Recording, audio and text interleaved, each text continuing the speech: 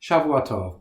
This is the third of a series of weekly videos I'm making for you at Kehillah North London. I'm conscious the last two I've read from a script that's been on the screen and it's been a little wooden. So I'm going to try on this occasion to speak for some notes and see if I can be slightly more animated. This coming Friday marks the 75th anniversary of VE Day, Victory in Europe Day, which itself marked on the 8th of May 1945 the unconditional surrender of the German armed forces to the Allied equivalents. Sometimes in Britain we always have a bank holiday on the first Monday of May, and sometimes that coincides on the 1st with International Workers' Day. On this occasion, the British government decided to put the bank holiday back or forward, I can never remember which one it is, to create a 3-day weekend which would commemorate this 75th anniversary. Little did they know what was going to be happening at the time. As it happens, my paternal grandfather Julius Rich and his son, my father John Rich, were themselves involved in battles in Europe. My grandfather Julius was an infantryman in the British Army until his capture and imprisonment after the Battle of Cambrai in 1917. My father joined the Royal Air Force and served as a navigator in Wellington bombers. Although he never talked to me or told me about that, I only discovered when he refused to fly anywhere later on in life after his war activities. Anyway, thinking about Europe, the continent of Europe and Germany in particular, it is ironic, of course, that as we reflect on those countries and the Second World War, we think of the Shoah, of the Holocaust, of the destruction by the Nazi regime of some 6 million Jews, which represented 2/3 of the Jewish population of Europe. Because by the time that the Nazis came to power, in Germany, as I've said in particular, but also in other parts of Europe, the Jewish people had thrown off their medieval status of pariah people and had become accomplished in so many different fields of European culture and European life. Whether it was in science or the arts or business or the economy or philanthropy, Jews were high achievers in all of these aspects of life. And that's how they demonstrated their loyalty to these new countries, the countries which had been created when the nation states had been created after the intellectual emancipation and, of course, the French Revolution, which overthrew traditional ways of thinking and doing things.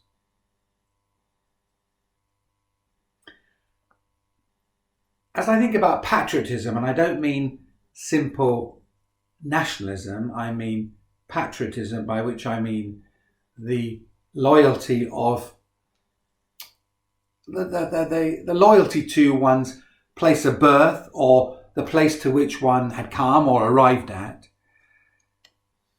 It's interesting to note that, of course, the Jewish people were founded in a geographical place, in one entity, but as a result of war and conquest and dispossession, and sometimes by choice, the Jews became a people who lived outside of the traditional geographical entity. Indeed, more Jews lived outside than inside.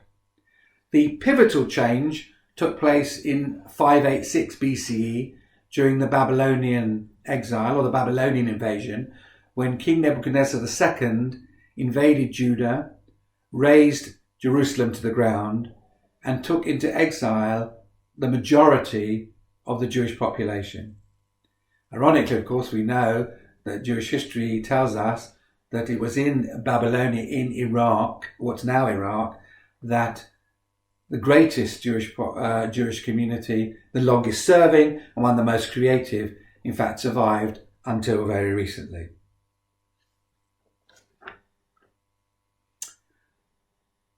Amongst the people who witnessed that exile and that deportation and that transportation of the Jewish population to Babylonia was the editor of the book of Jeremiah, the prophet Jeremiah, who writes in chapter 29, verse 7, "Seek the welfare of the city in which I have exiled you. and pray to God on its behalf, for in its well-being you will find your well-being. And it was that proof text, that verse, which the 3rd century Babylonian scholar Shmuel used to evoke the rabbinic principle Dina Malchuta Dina, which in Aramaic means the law of the land is the law. And it was from that the Jews felt they had an obligation to obey the law of the land, except in very exceptional circumstances. And those exceptional circumstances were when the practice of Judaism was forbidden, or when the government overrode a major moral principle. But in all other circumstances, Jews were obligated by Jewish law to obey the secular law, the law of the presiding authorities. Later, that came to be developed even further by an examination of the Levitical verse, "You shall not stand by," which Jewish communities began to understand not simply as a prohibition on breaking the law, but as a positive obligation or commandment to obey the law, to take an interest in the rule of law, and finally to make a positive contribution to the moral and social and economic well-being of the countries in which they lived. As the United Kingdom marks the 75th anniversary of VE Day, which itself marked the defeat of the German armed forces, the Jewish community can be thankful that at the same time the Nazi regime was brought to an end, and the Jewish community can remain proud of all that Jews have contributed and continue to contribute to the societies in which they live.